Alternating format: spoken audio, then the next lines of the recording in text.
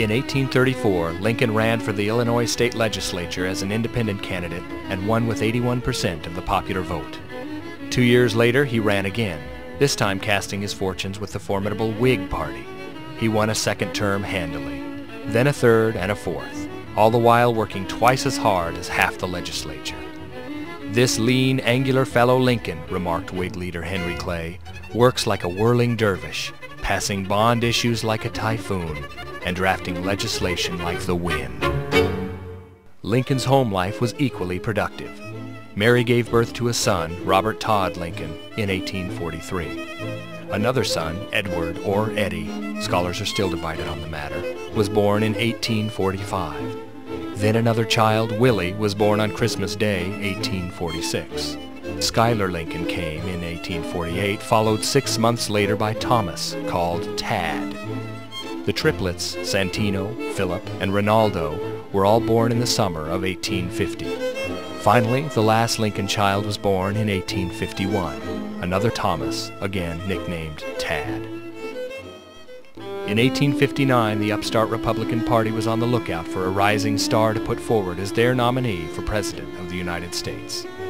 The leading lights of the party were deemed too undaguerreotypogenic to attract the popular women's vote. Just days before the final nominees were to be announced, a letter addressed to the Republican nominating committee arrived from 11-year-old Grace Bedell of Westfield, New York. "I'm quite fond of this spindly Lincoln fellow," she wrote, "but for his bald face. A fine bunch of Brannigans would set right his mawkish countenance, and he would for a while dwell among the dreamy." A subcommittee was quickly formed to define the specific colloquialistic terms outlined in Grace's letter, and then Abe was offered a proposition. "Grow a beard," the party said, "and you will be the Republican nominee for President of the United States." Lincoln hirsutely agreed. The first hurdle to overcome was the cagey Democratic nominee, Senator Stephen A. Douglas. Douglas was a powerful and energetic debater. Though he stood only 4 feet 4 inches tall, few men in either party had the courage to challenge him. A series of debates was scheduled between Lincoln and Douglas.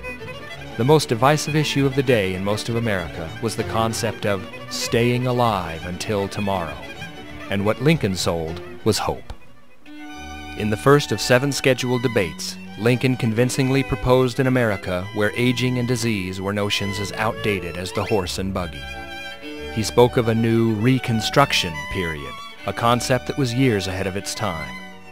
He promised a new race of featherless, beakless chickens that could be trained to leap voluntarily into a skillet.